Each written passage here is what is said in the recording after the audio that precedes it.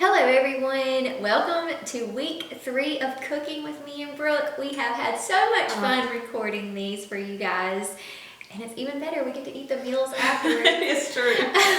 But today we wanted to bring you a few ideas in case you were planning on cooking for Thanksgiving and didn't really want to do the traditional turkey or ham. Today we are going to be cooking a spinach dip appetizer. And a mashed sweet potato dish as a side. And I'm going to be making a pork tenderloin with some honey garlic sauce. So we're gonna get right into it. Brooke's gonna start. Okay, well I've got the spinach dip, and spinach dip is one of my favorite appetizers of all times. But I wanted to do a healthier alternative because most recipes call for a lot of mayonnaise. So we've got 20 ounces of spinach, and I bought the frozen kind, and it's organic just because it seemed easier. You let it thaw overnight, and then you just kind of wring it out with your hand. That's what I've got here. And then you saute, don't tell Megan, but this is onion. I'll still eat it. Okay. You saute a half an onion and 2 garlic cloves together. And then I have 2 cups of yogurt. Is this Greek yogurt? It's Greek yogurt. Greek yogurt. Plain. With, I think, 2% fat. Yeah. So now all you have to do is just mix all of this together. And it smells, I love the smell of onion and garlic. So we'll put that in next. You think you'll eat it, Megan, since it's got Yes, onion? I'll eat it. Okay. So you already sauteed that? I already sauteed that, and it takes 7 minutes. It says till it turns clear or 7 minutes, and it's about the same. And then only half a cup of mayonnaise. So that's a big difference from 2 cups of mayonnaise to half a cup of mayonnaise. I know this is probably a big question, but is it Duke's? Yes, it is Duke's. Okay. If anything I have mayonnaise in, it's always going to be Duke's. Are you not a Duke's person? Well, I don't eat mayonnaise either. Oh. But I know a lot of people. Yeah. They What's have the that. other one? Hellman's? Miracle There's Whip? Miracle Whip, Hellman's, I don't know. I don't think I'm Miracle. not a big mayonnaise Yeah, person. well, it's okay, maybe. It's all right. Do you want to put that salt in here while I'm stirring it? Sure. What is it? Yes. So it is a teaspoon of salt. Okay. So just sprinkle it? Yes. And then it said to add another garlic clove that wasn't sauteed with the onion, and I'm just a little scared to do that. So I just brought my onion powder, and if we think it needs a little more, we can add it to it. Oh my goodness, this is looking so good. It's looking great. Yes. Let me tell you something else. This saves up to 3 days, but if you're through using it as an appetizer, like we'll probably be through after tonight, you can stuff this into a chicken breast, bake your chicken breast after it's stuffed for 25 minutes or 20 minutes, 25 minutes on 375. That is delicious. So that's what you can do with your leftover spinach dip. Nice. So this is already done. So that's ready. That's ready. Just like that. And we have wheat thins and pretzels. These are thin pretzel chip things. They are delicious. So I brought those just in case Stephen or Jody wanted to try that. Oh, nice. All right, I think I'm you're excited up. to try it. Me too. You want to give them a little? There you go. All right, so I'm going to get started with the pork tenderloin. I got 2 of the plain pork tenderloins from the grocery store.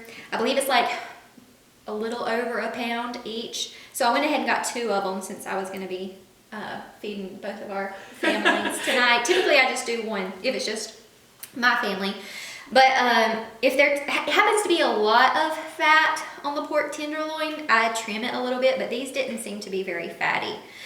But the first step for this pork tenderloin, I have already mixed together the rub. And the rub is half a teaspoon of salt, a half a teaspoon of pepper, a half teaspoon of paprika, and a half a teaspoon of onion powder.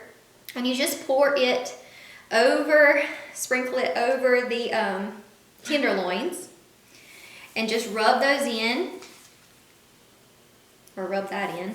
Looks really good.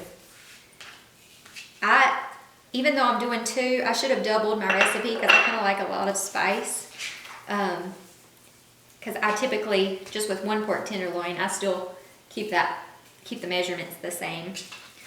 But, so did you double? You didn't. I didn't double it. I probably should have, but it'll work.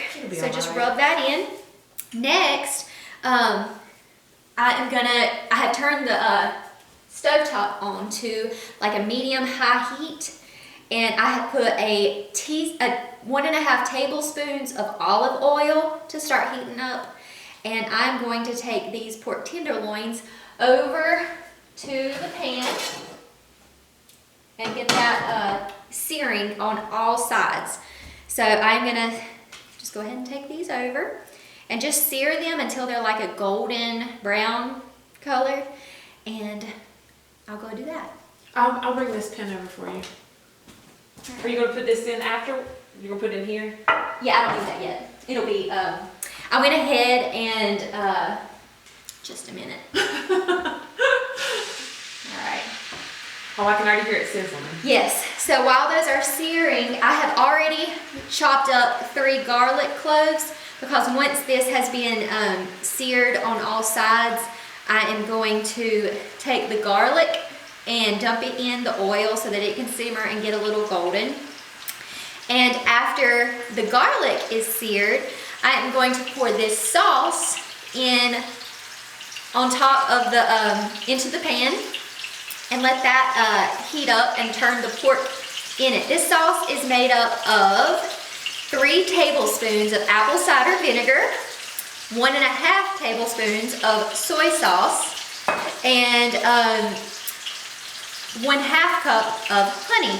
And I just whisked that together, and I'll just pour that in the pan after this is seared. So as soon as everything, after I pour the sauce in, I'll take the pan off heat. And then I'll take the pork tenderloins after I toss or flip it, I guess, in the sauce. I'm gonna take it and put it in this pan that I've already lined with tin foil and bake that at 350 for 18 minutes. And after it bakes for the 18 minutes, I'll take that out and just loosely wrap the tin foil tightly close together and let that sit for 5 minutes. And make sure you don't throw your sauce out that you have in your pan after you have taken the tenderloins out, because while that is resting for 5 minutes, you can turn your stovetop back on to around, if you want to turn your stovetop back on to around like a medium-low heat, you can heat that sauce up for about 3 minutes until it gets really thin. And after the meat is done resting for the 5 minutes, you can just take it and put it in the sauce and flip it in the sauce again so that it gets coated with that honey garlic sauce. And then you just cut it up in your thin little 1-inch or smaller, whatever slices, and it's ready to eat. So that's about it for my part of the recipes for tonight. No, I don't know about y'all, but I might have to rewind that because it sounds like a lot, but it's really not. So what she's doing now is she's still turning it. It looks beautiful, and I'm so excited to try it. But another side dish I'm going to do is sweet mashed potatoes. So the recipe calls for, I think it says 2 pounds. Well, it's only like 3 potatoes. I brought potatoes to show you what kind of size. It was about 3 potatoes this size is 2 pounds. And then what you do is you kind of dice them. I'm going to show you how I cut them. You kind of dice those and you put them in cold water. You bring it to a boil and you boil them for 15 minutes. And then this is what I have left. Now, as soon as that gets done, you just bring to a boil. Let me say that. You just bring to a boil 1/2 cup of whole milk. 3 tablespoons of salted butter. We are doing a lot of garlic, Megan. A garlic clove. Some honey. And we're just gonna, if I can scrape that out a little bit. I want to be sure to get all of that honey. Now, I'm going to bring this to a boil, and as soon as that's done boiling, I am going to put it into the sweet potatoes, and we're going to mash our sweet potatoes. Now, there are several options that you can do to finish up your sweet mashed potatoes. You can put some bacon crumbled on top. That sounds delicious to me. And then also you can caramelize some pecans or pecans, however you say them. So those are several options. Now, Megan, do you want to show what you're doing? Yeah. So I just took the tenderloins off after they were seared, and I let them get coated in the sauce. And now I'm going to stick them in the oven for 18 minutes.